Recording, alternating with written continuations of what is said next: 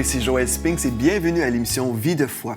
Aujourd'hui, on est heureux d'avoir avec nous, encore aujourd'hui, le pasteur Dr Joseph Kabuyat. Soyez les bienvenus aujourd'hui à Vie de foi.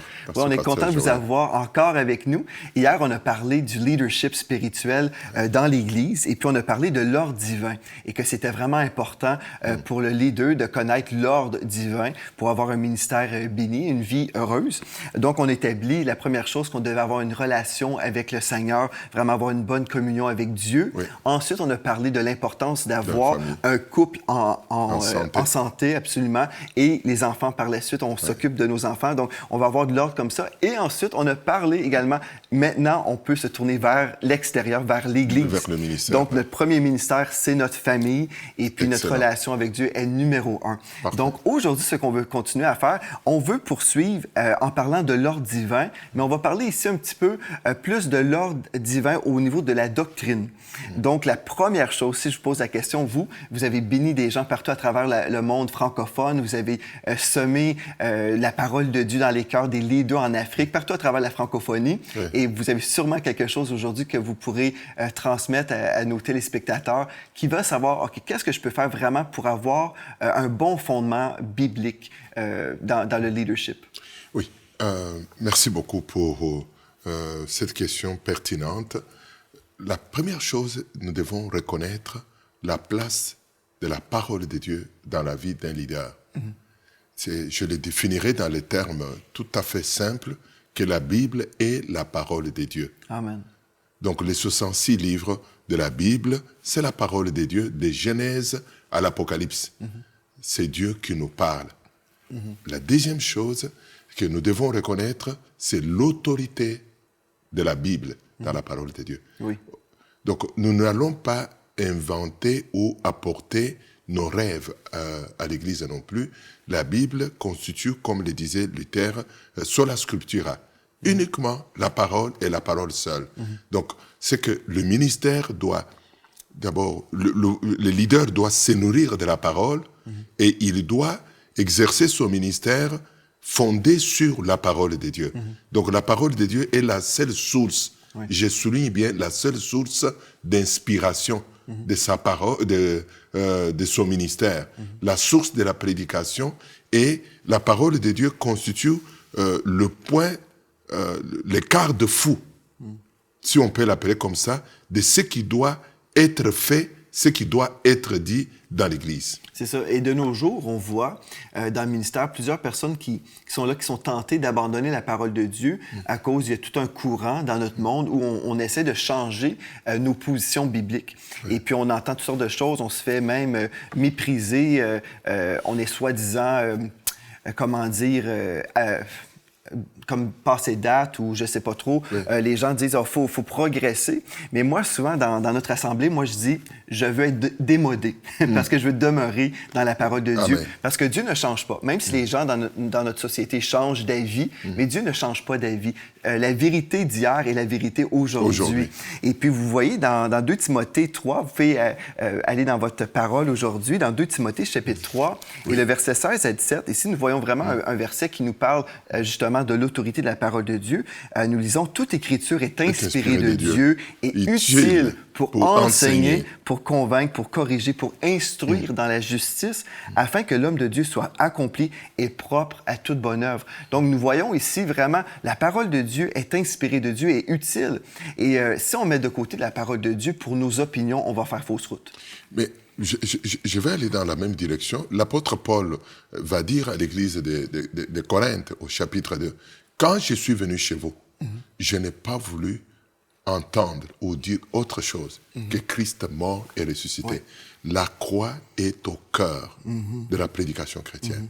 Nous ne pouvons pas déplacer. Le même apôtre Paul va dire, « Quand je suis venu, je n'ai pas posé un autre fondement. » Donc, c'est que nous ne pourrons pas quand le ministère n'est pas fondé sur la parole de Dieu, et fondé sur peut-être les sensations, fondé sur des philosophies que nous embrassons gauche-droite, ça peut marcher, drainer les gens, parce que les gens sont dans le besoin.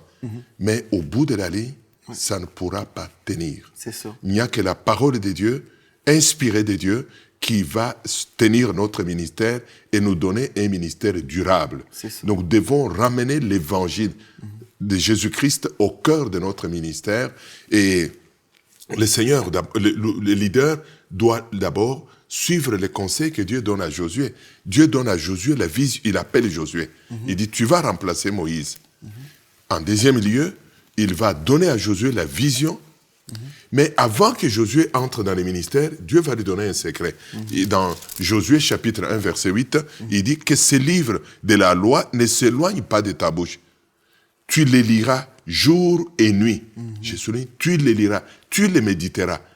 Donc, ce ne sont pas des expériences d'Égypte qu'ils doivent ramener. Il dit à Josué, nourris-toi de la parole, jour et nuit, jour et nuit. Médite la parole de Dieu, mets-la en pratique. C'est ça. D'abord, pour toi-même, que la parole transforme ta vie. Parce que comme leader, lorsque nous avons les Écritures dans nos mains, nous ne nous levons pas au-dessus du peuple de Dieu. Nous sommes... la parole que nous enseignons, une prédication, je l'ai dit dans un cours d'homilétique aux étudiants, une prédication qui n'a pas touché le cœur du prédicateur ne touchera personne dans la salle. Donc, une prédication qui a amené le prédicateur à genoux dans la repentance, elle aura les mêmes effets dans l'auditoire. Donc, c'est que, voici le conseil que Dieu donne à Moïse, de méditer lui-même la parole.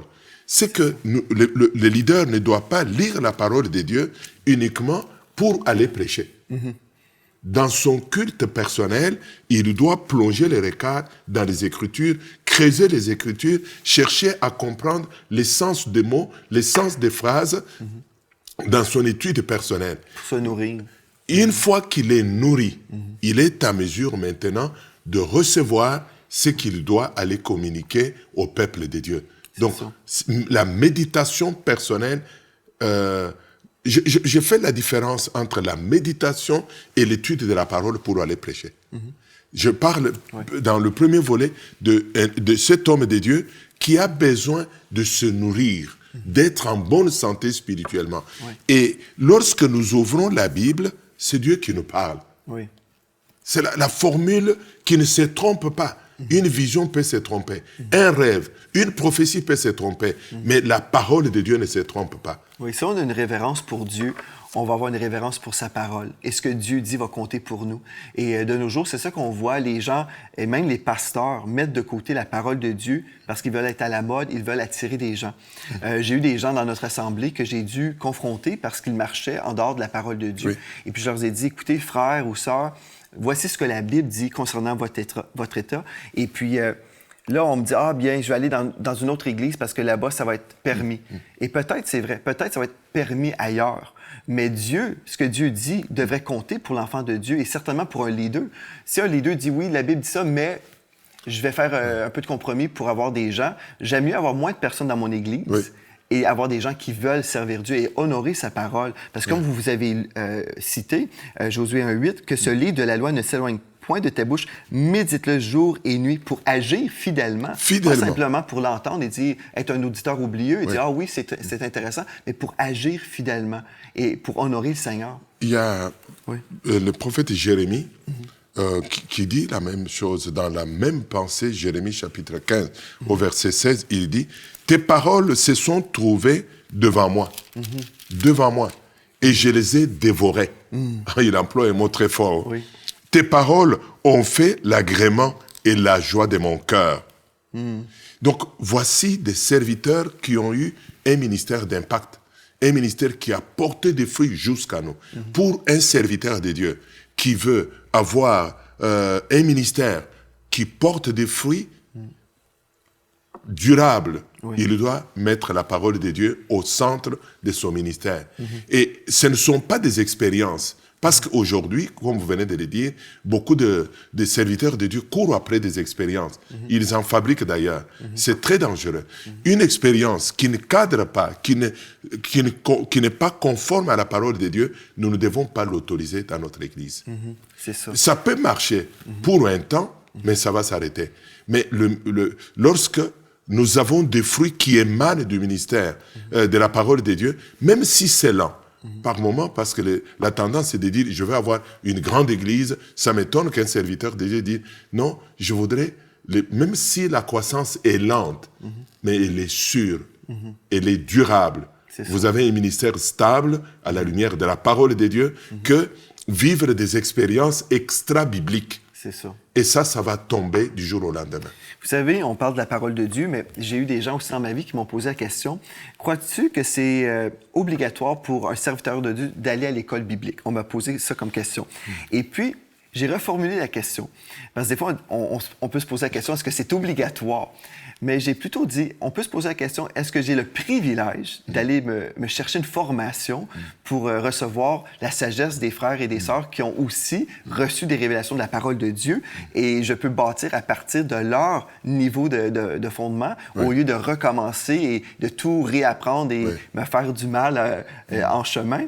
Et donc, moi, c'est ma façon de répondre. On a un privilège d'aller se former et vous enseignez dans plusieurs instituts bibliques. Sûrement, vous croyez dans la formation pour le serviteur de Dieu. Je crois, Pasteur Joël, à la formation. Elle est une préparation. Je l'ai dit hier lors de notre émission pour dire que nous avons des types de préparation au ministère. J'expliquais que le ministère, c'est un travail archidu, un travail difficile. L'appel peut être sur votre vie. Mais à l'appel est liée la formation. L'appel seul ne suffit pas. Nous voyons déjà dans la Bible différents types de formations. Nous voyons Moïse, Josué qui accompagne Moïse. Il est formé au pied d'un père. Nous le voyons, Élisée qui est formé au pied d'Élie. Nous voyons Timothée qui est formé au pied de Paul. Mais en dehors de cela, nous voyons aussi des types de formations à cette période de l'Antiquité. Jésus a entraîné, Jésus est leader, il est le mentor. Il a autour de lui les 12 disciples qui le suivent, il les forme au ministère. Et nous voyons l'école de Toulano dans les livres des Actes des Apôtres, avec l'apôtre Paul, Actes chapitre 19. Donc, Paul est resté à Éphèse 3 ans et demi en train de former des disciples. Donc, voici des éléments bibliques qui nous montrent que l'école est nécessaire. On ne demande pas tout le monde d'aller faire des écoles ou des doctorats comme je l'ai fait. Mais il y a différents niveaux de formation. Un leader, c'est un étudiant perpétuel. Et il y a Jean Calvin qui dit que, d'abord, il dit que l'Église est une école où personne n'est gradu. Je peux l'appliquer autrement pour dire que, comme disciples de Jésus-Christ, nous sommes constamment à l'école pour apprendre. Et il y a des choses dans la Bible aujourd'hui qui demandent que nous connaissions leur arrière-plan, nous connaissions la géographie, les contextes dans lesquels les choses sont venues, l'histoire de l'époque, et que nous comprenions aussi la doctrine de la parole. Parce qu'il me semble qu'on insiste moins sur la doctrine biblique aujourd'hui. C'est parce que les gens s'imaginent que le mot doctrine est négatif. Souvent, on entend ces gens se sont fait endoctriner. Et c'est vraiment péjoratif même. C'est pas, le mot doctrine veut simplement dire enseignement. Donc, c'est rien de négatif d'être Ce sont des règles de foi. Voici un grand immeuble aujourd'hui d'enseigne-moi.com. Quand je suis arrivé ici, j'ai beaucoup aimé cet immeuble qui est une grâce et nous remercions tous ceux qui ont contribué à acquérir cet endroit. Mais dans la construction de ce bâtiment, il y a des colonnes qui portent les buildings. Quand les colonnes tombent, les buildings tombent.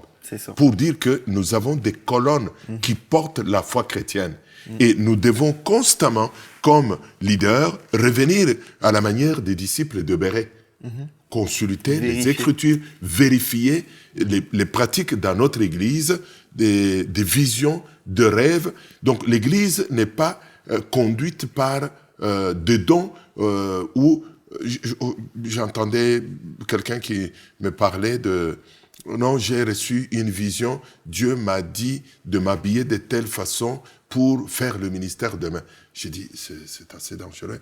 Quand toute notre vie passe par des rêves et des visions, mais lesquels rêves et visions ne sont pas vérifiés à la lumière de la parole de Dieu. Il est très important aujourd'hui pour des leaders que nous remettons la croix au centre de notre Absolument. Prédication chrétienne. Absolument. En deuxième lieu, que nous appliquions jour après jour les principes de la parole de Dieu et que nous ne soyons pas tentés tout simplement à faire ouvrir notre Église à différents courants de pensée sans les avoir vérifiés si cela est conforme à la parole de Dieu. Oui, absolument. Vous avez mentionné la croix et je crois vraiment, comme vous avez déjà mentionné, que la croix est vraiment le fondement de notre central Église. de la prédication notre chrétienne. Focus, toute bonne doctrine doit avoir la croix comme étant le fondement. Si on établit sur autre chose, on établit sur le sable. Et vous savez, de plus en plus, je sais que même des églises ont enlevé des croix, par exemple, dans leur église, juste une croix de bois. Ici, quand on parle de la croix, on parle de l'œuvre de la croix dans la parole de Dieu. L'œuvre de la croix. Mais même le symbole de la croix a été méprisé. On a enlevé les croix. On a même fait le triage dans nos chants d'église, enlevant les chants qui parlent du sang de Jésus, parce qu'on dit ça pourrait déranger des visiteurs. Mais en fait, si on enlève la croix, si on enlève le sang, on oublie, on passe à côté carrément. On enlève le but même pourquoi nous sommes là. Les gens ont peur même, pasteur, ont peur qu'on parle du péché parce que là, les gens peuvent être dérangés aussi. Mais si les gens demeurent dans leur péché, n'entendent pas parler de la croix, n'entendent pas parler du sang qui peut nous purifier, les gens, finalement, qui sont là dans nos églises ne sont même pas sauvés. Disons, les éléments que vous dites viennent vraiment me préoccuper dans le sens que, d'abord, nous avons dit que la Bible est la parole inspirée de Dieu. Donc, Dieu nous a donné sa parole, tout ce que nous avons besoin pour notre salut. Oui. Nous ne pouvons pas enlever un mot, une phrase dans les Écritures. Oui. La deuxième chose qui vient me chercher, qui vient m'interpeller, c'est ce danger qui quête aujourd'hui l'Église de dépouiller l'Église des éléments fondamentaux de la foi chrétienne parce que nous voulons plaire aux gens qui nous écoutent. Nous voulons diluer l'évangile du salut. Parce que si on ne parle plus de péché, on ne parle plus de la croix, on ne parle plus du sang. Parce que quand nous parlons de la croix, nous parlons de l'œuvre rédemptrice, de la mort et de la résurrection de Jésus-Christ, de son sang qui a coulé sur le bois du calvaire pour le salut de l'humanité. Donc, nous ne pouvons pas négocier ce genre de choses non plus. Il est vrai que la prédication peut choquer. Parce que Jésus-Christ était ce prédicateur qui a mené des messages pour lesquels l'auditoire n'acclamait pas toujours. C'est là le danger parce que parfois le prédicateur va chercher à plaire à l'auditoire, à ce que les gens l'acclament. Il cherche sa popularité. Mais nous devons savoir que nous sommes les canaux par lesquels le Seigneur veut révéler. Que le monde accepte ou pas, nous devons prêcher la croix, nous devons prêcher, dénoncer le péché dans l'Église, parler du sang de Jésus-Christ, parler de la rédemption pour le salut de l'humanité. Et on donne l'espoir aux gens aussi en même temps. Quand on prêche la croix, on n'est pas en train de condamner les gens et juste dire le péché est là, mais Jésus est venu pour vous libérer et détruire les œuvres du diable. Jésus est venu pour vous affranchir. Donc, c'est un message merveilleux si on l'amène avec le cœur du Seigneur pour les gens qui sont perdus. Et puis, vous avez mentionné, c'est ça, la croix comme étant vraiment notre focus qu'on devrait avoir dans notre message. En fait, dans 1 Corinthiens 1,18, nous lisons « La prédication de la croix est une folie pour ceux qui périssent, mais pour nous qui sommes sauvés, elle est une puissance de Dieu. » Et si on n'a pas le message de la croix, bien, la puissance de Dieu est vraiment... Elle ne se manifeste pas. Non, elle ne se manifestera pas. Et puis, moi, je me réjouis tellement lorsqu'on prêche la croix et on voit les gens qui sont libérés, des gens qui sont transformés. Et j'ai eu des gens même dans mon bureau qui sont venus me rencontrer parce qu'ils étaient pris avec toutes sortes de péchés. Et puis, j'ai eu toutes sortes de situations différentes, mais ce que j'ai trouvé merveilleux en lisant juste ce texte-là, j'ai dit, ce que vous avez besoin, c'est pas votre puissance personnelle pour être délivré de tels problèmes. Ce que vous avez besoin, c'est la puissance de Dieu. Amen. Et c'est seule la croix de Christ qui peut vous libérer. Et je peux vous dire, frère, j'ai eu des personnes dans mon bureau, après 30 ans de vie chrétienne, mais dans l'esclavage, ils étaient avec moi dans mon bureau, disant, j'ai vu des pasteurs, ils m'ont dit, je dois prier plus, je dois augmenter mon temps de lecture dans la parole. On m'a mis beaucoup de fardeaux, des choses que je devais accomplir. Mais quand j'ai simplement lu ce texte-là, j'ai dit, la prédication de la croix est une folie pour ceux qui périssent, mais pour nous qui sommes sauvés, elle est une puissance. La puissance de Dieu, c'est là où les gens sont libérés, où la puissance de la croix est là, parce qu'on sait aussi que le Saint-Esprit va accorder son onction sur le message qui est vrai, n'est-ce pas? Ouais. Et puis dans nos églises, si on met de côté la croix, bien l'Esprit de Dieu ne viendra pas accorder son onction sur un message qui est faux. Je crois que, pasteur, vous l'avez suivi avec moi pendant ces années dans tout notre côté ici de l'Amérique du Nord. Et je vois le courant qui traverse beaucoup la francophonie aujourd'hui dans les divers voyages. Ouais. La tendance aujourd'hui, c'est de trouver ce qui plaît aux gens pour les garder avec nous. Alors, nous allons chercher des thèmes pour des guérisons, des thèmes de délivrance. La délivrance a pris beaucoup de place dans nos églises. Mais je crois qu'en plaçant juste l'œuvre de la croix au cœur de notre prédication, cette œuvre de la croix amène avec elle toutes les bénédictions et les attentes que les gens ont placées dans le Seigneur. Amen, c'est ça. Absolument. Et vous savez, il y a des gens qui vont dire, OK, ben oui, je veux être dans la parole, je veux avoir le bon message, oui, mais j'ai pas le temps. J'ai rencontré des leaders comme ça qui vont peut-être dire, ah, j'ai pas le temps, où ça prend beaucoup d'efforts. Mais dans la parole de Dieu, on peut lire dans 2 Timothée 2,15, ça dit « Efforce-toi de te présenter devant Dieu comme un homme éprouvé, un ouvrier qui n'a point à rougir, qui dispense droitement la parole de la vérité. » Donc, il va y avoir des efforts, absolument. Il y a des efforts, sans doute. L'apôtre Paul dit dans ses textes de Actes, quand il rencontre les anciens de l'église de Milet, il dit « Souvenez-vous que pendant 3 ans, nuit et jour, je vous ai enseigné tout ce qui était nécessaire pour le salut et je suis quitte, je suis libre. Je n'ai plus le sang de personnes sur mes bras. » C'est que nous devons couvrir les différents thèmes bibliques pour enrichir, équiper, former. Et cela n'est possible dans la mesure que le leader lui-même est un étudiant de la parole de Dieu. Absolument. Dans 1 Thessaloniciens 2, verset 4, nous lisons « Dieu nous a jugés dignes de nous confier l'Évangile.